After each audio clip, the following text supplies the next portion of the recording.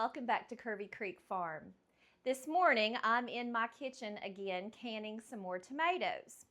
And I thought I would just turn on the camera and take this opportunity to talk to you a little bit more about the process of canning tomatoes.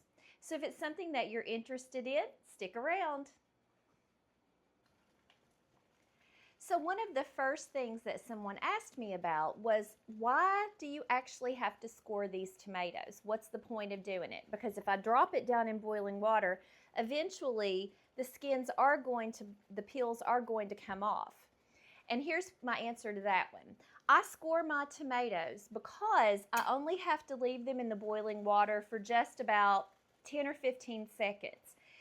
And then I transfer it to my ice water. If I left that tomato in there for a minute or two until the skins naturally start to split and come apart, that tomato is really hot on the inside. And when I move it over to my boiling water, it's going to, of course, heat my water up quickly. So if I just score it, it gives it sort of a head start on getting those skins off of the tomato. And that's really the only thing that you're wanting to do in this process, is just easily get those skins off and get it into the ice water as quickly as possible. All right, now I'm ready to start cutting up my tomatoes, and I wanted to take this opportunity to talk to you a little bit more about some of the questions that I've had. Someone came up to me at the farmer's market and said, "Oh my goodness, do I need to throw out all of my water bath canned tomatoes? I didn't realize that you could only pressure can." And I said, "Oh, absolutely not. I hope I did not come across as making you believe that you can only pressure can tomatoes. That is absolutely not true. And for years, I water bath canned tomatoes and still would do it to this day. The reason why the main reason why I choose to pressure can my tomatoes is simply a matter of convenience. I can only water bath 7 quarts at a time versus 14 with my pressure canner. That halves the time that I would be tied up doing my canning. So that was why I originally started moving to pressure canning. Plus, you only have to pressure can these tomatoes for 15 minutes, quarts or pints. I am not a canning professional. I am just a regular average farmer, mom, homesteader, whatever you want to call us, who cans tomatoes and has canned tomatoes for 30 years. I have learned by experience, but I also 100% follow the ball canning book and the USDA regulations. Okay, here is the Bible that you need if you are a home canner. It's called The Ball Complete Book of Home Preserving. In this book, you will find all of everything you need to know about canning. It has a section on the equipment that you will need. It has a section on like jams and jellies and things like that. Then it goes into vegetables. It tells you how to can meat. There's just a whole book that will give you all of the safe techniques and approved techniques for canning. The name of this book down in the description box so that you can hopefully go purchase yourself one of your own. Okay, now another question that someone asked was, and maybe these tomatoes will turn out that way too, and I can show you, my last batch did this very same thing. Someone asked me about when their tomatoes floated to the top and there was like juice, the tomato juice in the bottom of your jar. Well, that is perfectly safe. It kind of is annoying when you go through the whole process of canning and you think you've done everything right, but when they come out, they separate. I know without a doubt that they are still good. They're still going to eat just like the rest of them. but they might not look as pretty. But if you shake them up, you can usually mix them up pretty easily. And even if they don't stay that way, they still look pretty for a few minutes. After your jars process, you'll need to let them sit for about 24 hours. That gives them a good chance to cool down and make sure that everything is sealed correctly. After 24 hours, I will go through and remove the bands, the rings, and then I wash my jars. Sometimes you have something called siphoning, and siphoning is when you might heat your pressure canner or your water bath canner too quickly, or reduce the temperature too quickly, or anytime maybe your temperature changes in your pressure canner or in your water bath canner, and it will cause the food inside your jars to siphon out just a little bit. Now, sometimes that might cause your jar to not seal, but most of the time it's fine. It's just, it will siphon out and get maybe kind of a sticky film on your jars, and that's what I wash off.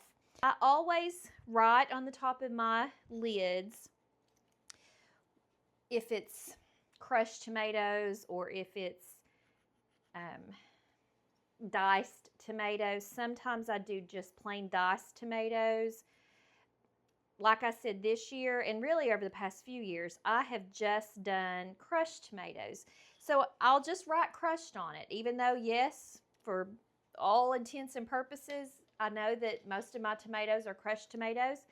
But, you know, if I send somebody downstairs to the pantry to get tomatoes, I want them to know what they're getting. The important thing to write on there, though, is the date. If you are someone who home cans, you will realize very quickly that you may not eat all of your tomatoes from any given year. And I always try, I really do, always try to eat all of the tomatoes in a year. But there are some years, like last year, that, I mean, we had so many tomatoes. And we ate canned tomatoes all the time. I put them in everything, and we still didn't get through all of our tomatoes. So I know that if I have the date on the tops of them, I'll know which tomatoes to eat first. I had a lot of people ask me about lemon juice versus citric acid. Now, while I don't use lemon juice anymore, I did for years, and it was okay, but like I said in my previous video, it just, to me, it seems like I could taste the lemon juice. Now, if you use lemon juice and you like the tang that the lemon juice gives you, 1000% use your lemon juice. I would not can tomatoes without using some sort of acid. If you're enjoying videos like this, I would love to have you subscribe and join our Curvy Creek Farm family here on YouTube. Here's another beautiful jar going into the canner. Okay, let's keep on going. Another thing that I love about canning is that I get to choose what goes in my jars. I get to decide how much salt, if I want to add any extra flavors. I know the quality of what goes into my jars. It seems like every other day something is being recalled or is making people sick.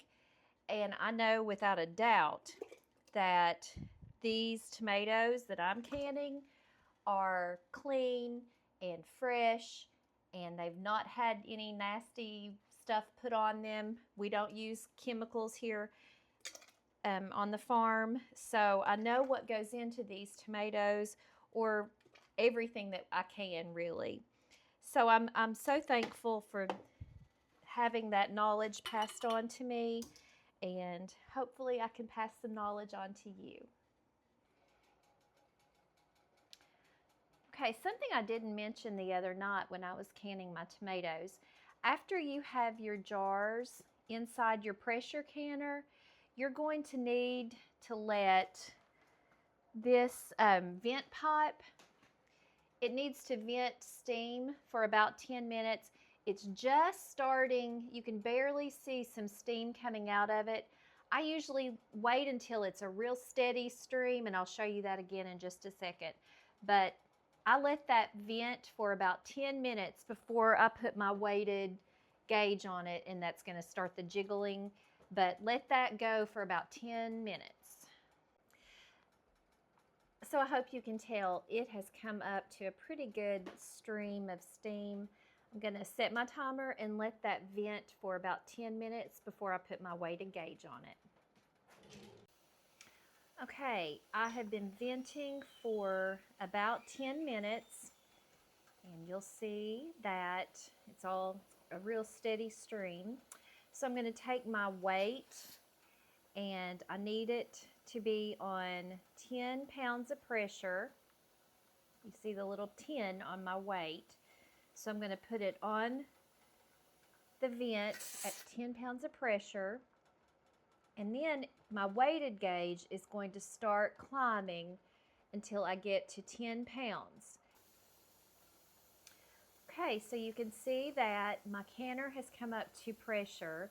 It has 10 pounds of pressure on the weighted gauge, and it also will jiggle every couple of minutes, just like that.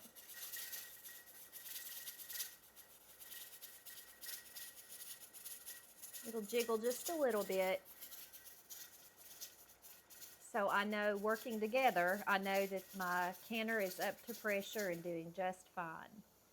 So now, once it comes up to 10 pounds of pressure, I set my timer for 15 minutes for quarts or pints when you are pressure canning tomatoes.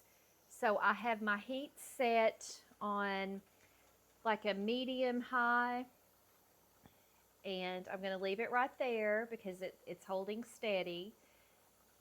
So I will let it just do its thing for 15 minutes, and I'll be right back. Okay, so it's been a while, and you see that I'm waiting until my gauge has come back down to 0.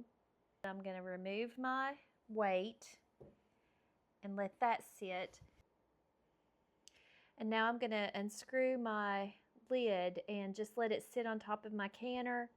The key to correctly pressure canning is to let it come up to pressure very slowly and then release from pressure very slowly. It's so much better on your jars if you'll do it that way. So now I'm going to open up my lid, just set it, prop it up on top of it, and let my jars kind of naturally start to come down from pressure. Okay, and this is what I mean by just propping my lid on my canner with it just open, and I'm going to let it sit like that for about 10 minutes. It's been about 10 minutes that my jars have been in my canner, just sitting there waiting and coming down from pressure very slowly.